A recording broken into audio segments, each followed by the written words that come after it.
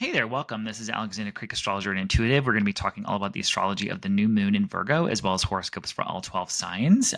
So if you're watching me on YouTube, make sure that you like the video and that you subscribe, and maybe leave a comment and just kind of let me know maybe what's going on with you or what your rising sign is, and kind of what's going on with your chart right now. If you were listening to the audio version of the podcast, remember, if you're watching me on YouTube and you want to listen to the audio version instead, it's called To the Stars, an astrology and intuition podcast. You can find it on any streaming platform. So let's talk about the astrology of what's going on with this new moon. So I will say it's kind of the last sort of normal lunation before we have two eclipses. Because so eclipse season is right around the corner, and that's always a really interesting time because eclipses can be kind of more wild, unpredictable energies, but they're also part of these sort of longer narratives, about great beginnings and great endings happening somewhere in your chart, kind of.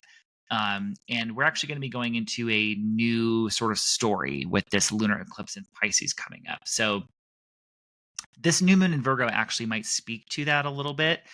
But we're going to focus on this new moon for now, and then in my next podcast or the podcast after, we'll be talking all about eclipses. So that will definitely be something that you are going to want to pay attention to. So this new moon is happening on Monday. It is happening on, let's see what time it's happening. I think it's happening at, let's see. Oh, I think it's early in the day if you want to keep track.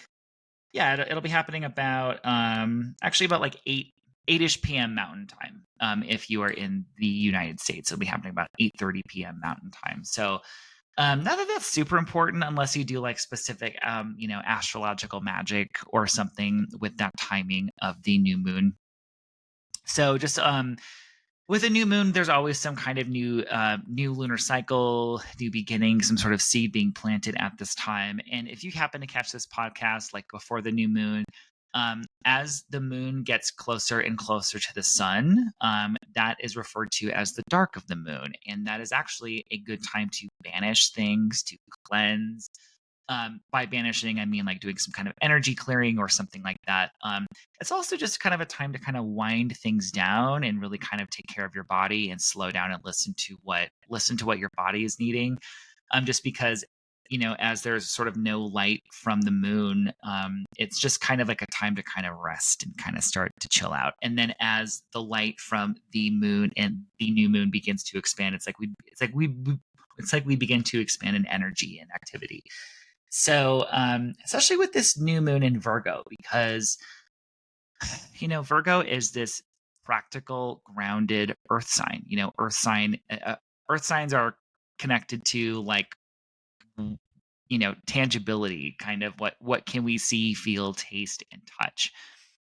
Virgo is represented by the Virgin, and she's always sort of seeking perfection. She's always trying to make, um, systems more efficient. She's always trying to do a better job. And Virgo is also tied to like health and service as well. So, this is a very practical feeling new moon. I think in many different ways, because number one, it is a new moon in Virgo. Like a new moon in Virgo is always a time to frankly kind of get organized, to like to sort of tackle the to-do list. Virgo season follows Leo season, where Leo season is about like expressive energy and like let's party and like this very kind of solar kind of jubilant energy. And Virgo is like, okay, let's fucking get down to business. So I will also say Virgo energy too is very tied to the physical body, like tied to physical health. This new moon is kind of giving cleanse energy to me, or at least like checking in with your physical body health, looking at your physical environment. Is everything operating kind of smoothly, or can we make some changes in like the flow of our household, for example? There is a lot of gravity and weight to this new moon, really specifically because it is opposite Saturn, the planet of limitation, the planet of discipline, the planet of time and mortality, and doing things the hard way, but doing things in a way that will pay off for you in the long run. So Saturn has been in Pisces, Virgo's opposite sign, since about, I believe, March 2023. So it's been there for quite a while, and it will remain there until about 2025. So one thing I've noticed with Saturn and Pisces specifically is Pisces is a sign that we associate with like escapism. And I've noticed under Saturn and Pisces, there's a lot more conversations I'm noticing about like sobriety, people stopping drinking, or, um, like because every sign has sort of like a positive and negative kind of, stereotype or archetype. And one of Pisces' most negative ones, it can be like escapism, especially through drugs and alcohol. So I think with this new moon is opposite Saturn, and it's very much kind of giving a get real kind of energy, a stark reality kind of energy. This would be a good new moon if you wanted to do some kind of physical cleanse. If you're like, you know what, I've actually been hitting the sauce a little bit too much, I'm probably going to take like a little break from it for a while just to kind of clear my head. This is a really good new moon for that. So it could be something connected to like physical health or sobriety, but also on a kind of larger level.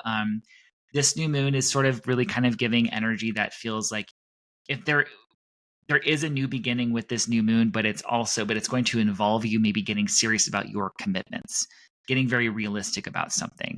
If there is like a new job or let's say that there's like a new job tied to this new moon for you, there's a lot of gravity to it. There's a lot of responsibility to it. It's to be taken very seriously.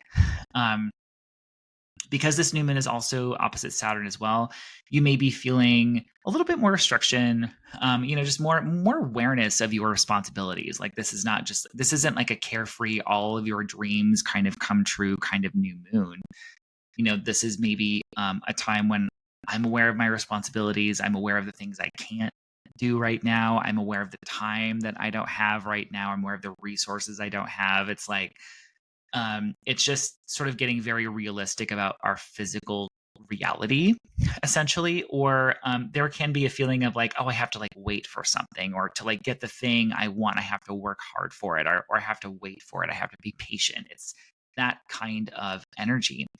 And especially because it's an opposition. Oppositions in astrology are all about kind of like the push and pull energy and about the sort of balancing act. So it's like I may have this like new thing happening over here, on one level, and then on the opposite side of my chart, there is sort of this awareness of my responsibilities that I have, or like the time I don't have, or those things that I mentioned. It's this kind of push and pull sort of balancing act.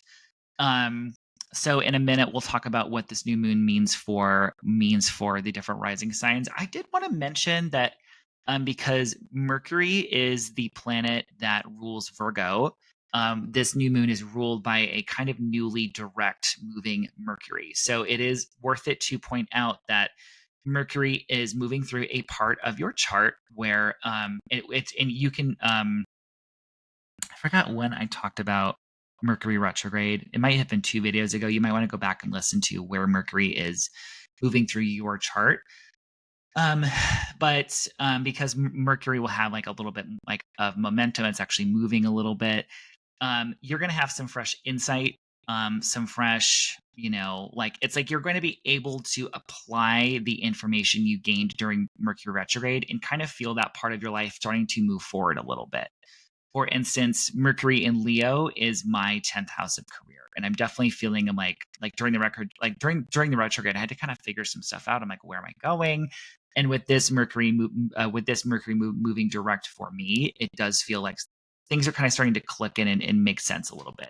The other thing with this new moon being ruled by Mercury is it is making another square to Uranus a couple days after this new moon. So the potential for, again, like there's this theme with Uranus and Mercury where it's kind of like shocking or surprising news. May not have anything to do with you. It just may be like in the world somewhere, kind of like in the collective, like surprising information. And even potential for like technical glitches as well, because Uranus is this planet of shocking disruption and also like electricity, technology. Mercury has to do with technology as well. So it will be interesting to see a couple days after this new moon if there is like surprising news that is tied to this new moon, or if there's just like a sort of shocking announcement or some sort of instability around communication or disruption around communication and news kind of in the collective. And I'm not saying that's happening to you. I'm just saying that'll be interesting to kind of witness a couple days afterwards. So I'll definitely have to be taking some notes about that. So let's talk about the new moon for each of the rising signs. So once again, if you do not know your rising sign, but you have your birth time, you can go to astro.com, you can go to astro-seek.com, and you can plug it in there and find your rising sign. You can find your rising sign at literally anywhere on the internet. People always be in my comments on TikTok and like, how do I find my rising sign? I'm like, I don't know. Have you tried Googling it? Like, damn, people really are kind of helpless now. So, but also, frankly, from my YouTube and podcast audience, if you have any questions about your chart at all, you can literally just email me, and I promise I will be patient and very nice to you. So, but sometimes I feel with like newer generations, it's like, do you know what the internet is? You can just type in something and find it, So, but anyway, let's go ahead and talk about this new moon for each of the rising sign. And again, if you don't know your rising sign, you don't have an accurate birth time, for example, I would listen for your sun or your moon, kind of whichever resonates more. If you know that you're born during the daytime, you might want to listen for your sun. And if you know you're born at night, you might want to listen for the moon. That might resonate a little bit more for you. And again, I don't know exactly what's happening in your chart. Um, I'm always doing taking consultations for astrology readings, as well as I do email readings now too. So if you want like a 30-day forecast where I talk about the energy of the new moon and the let's see, like the full moon coming up, as well as the astrology of all the other cycles kind of within that time period, I am doing those, and that is a video reading I will send to your email. So check that out. That's definitely more affordable than a regular kind of hour and a half astrology reading with me if you want some insight on kind of what is coming up for you. So definitely check that out. So let's go ahead and talk about these new moon readings for the signs now.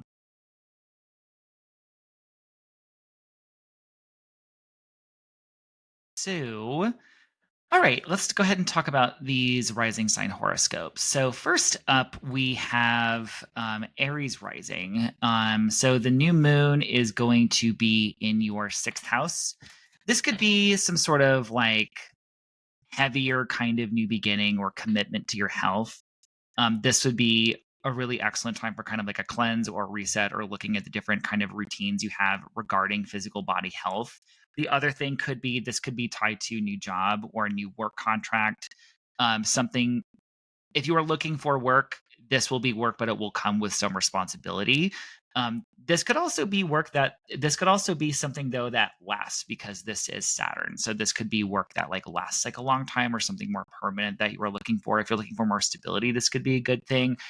This could also be some sort of, frankly, I mean, for maybe like a smaller number of you, maybe like a new commitment for maybe a new beginning with some commitment regarding pets as well, because 6th house can be like small, like domesticated animals. So, which I've seen that be true more than once. It seems like a silly signification, but it does turn out to be pretty accurate.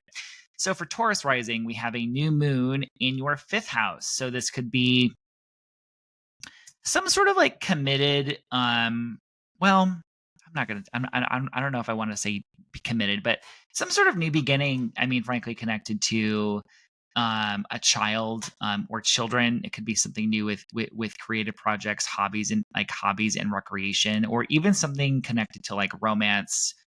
Sexual, sexual energy. The thing is, again, this new moon, it's like nothing is free. It's sort of like you either have to make time for it, or there's a new beginning here, and then there's some sort of like heavier responsibility kind of going on with you and groups that you might belong to, like responsibilities for like to your friends, for instance. Or you may want to make sure that these new beginnings kind of happening in your 5th house, romance, children, creativity, creative projects, recreation, hobbies, that they're somehow aligned with your goals, because Saturn, that planet of responsibility, limitation, is in your 11th house of hopes, wishes, and goals for the future. So there's, making sure those two things are aligned during this new moon. new moon for Gemini rising. This is something having to do with home and family. I mean, this could be you looking for, frankly, for more stability in your home, kind of working on your sort of foundations in your life. It could have to do. There could be some new beginning that has like a responsibility to family, responsibility to home, or perhaps you are looking for some sort of longevity, like regarding like housing, or something like relating to your residence. So it could be something like that, or it could be that you are having to sort of balance your home responsibilities or things going on with family with whatever's happening in career. There is like that push pull essentially between career and home and family for you. For Cancer rising, this new moon is happening in the third house. So this would be, third house has to do with communications. So it could be like a communications project. It could be that you are learning or studying something new. There could be some sort of new beginning around your commute or anything connected to sort of like how you kind of go about your daily kind of rituals in your life. There's some sort of like new kind of fresh energy here. At the same time, like, Saturn moving through your ninth house, maybe you are working on expanding the mind. Maybe you're working on something like relating to higher education. Like there is this kind of, I don't know, like mental discipline perhaps that's kind of cropping up with this new moon for you. I will say with this new moon as well, this is an excellent time to do divination. So tarot, talking to the universe in any kind of way, astrology, because this is likely to give you some sort of clear answers. Like it may not be the answers that you want to hear. So if you're going to do divination, I might stay away from like an oracle like deck that's going to just give you all positive messages. Like, but if you are looking for clear information from the universe, I would say this feels like a pretty good new moon for it, because a new moon in the third house where this is happening for you. The third house is the goddess. It has to do with your daily rituals, and it's opposing Saturn in the ninth house. The ninth house has to do a lot with like divination and spirituality. So there's a lot of that going on for you here. For Leo, the new moon is happening in your income sector, so you might be wanting some more, financial security. You might be wanting like a new source of income. This might be a good new moon to plant that seed for it to happen. This is also a good new moon as well to like look at like we might be just spending our money differently. We might be like restricting something or like budgeting something, or you're very aware of your expenses right now, because again, this is opposing Saturn in your eighth house, which has to do with like, loans, investments, different financial things, finances that you might share with a partner. So I do feel money and possibly new things with money and income, but there's always strings attached to this new moon, and there is like a heavier kind of like there is like a responsibility to spend your money wisely with this new moon. We also have, so for Virgo, this does feel kind of like this cleansing kind of reset energy. This is a very kind of personal new beginning for you. This is about how you might approach your life. This is about your vital essence. This is about your identity and how you express yourself in your personality. This may feel like definitely a true sort of new beginning time. However, there is this feeling of, again, like you may be feeling that sort of weight and responsibility kind of very personally. Or, there is this kind of push pull kind of energy where, maybe there's been a lot sort of on your shoulders regarding partnerships in your relationships and your responsibility and commitment to those, or your responsibility to the different contractual agreements that you have in your life now. I would say with this new moon, make sure that you are getting some sort of time for yourself. This might be a really good time for you to sort of refresh your various routines, to refresh your kind of how you sort of go about living your life every single day. I would say maybe also take a close look at like, if you have the same routine every day, you might want to look at like, why am I doing these things? Is there a way I can make this more efficient? Is there like, what are the results that I'm looking for? And make sure, I would say, to prioritize some self-care this new moon, and to really take some time for yourself and your physical body, and just to take some time for you, because you may, Virgo tends to sort of fall into a trap sometimes where they are sort of constantly taking care of the other, or taking care of, or constantly looking at their obligations and responsibilities. So definitely take some time for you this new moon. For Libra rising, this new moon is falling in your 12th house. This is more of a rest retreat new moon for you. Let me look actually.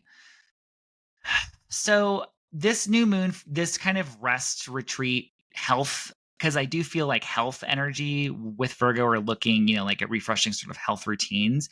This might be happening more psychologically for you. It's sort of like looking at spiritual health, mental health, like this might be a time where you might want to start like a little bit of a meditation practice, making sure that you are sort of taking care of yourself inside and spiritually and mentally as much as you are taking care of yourself physically.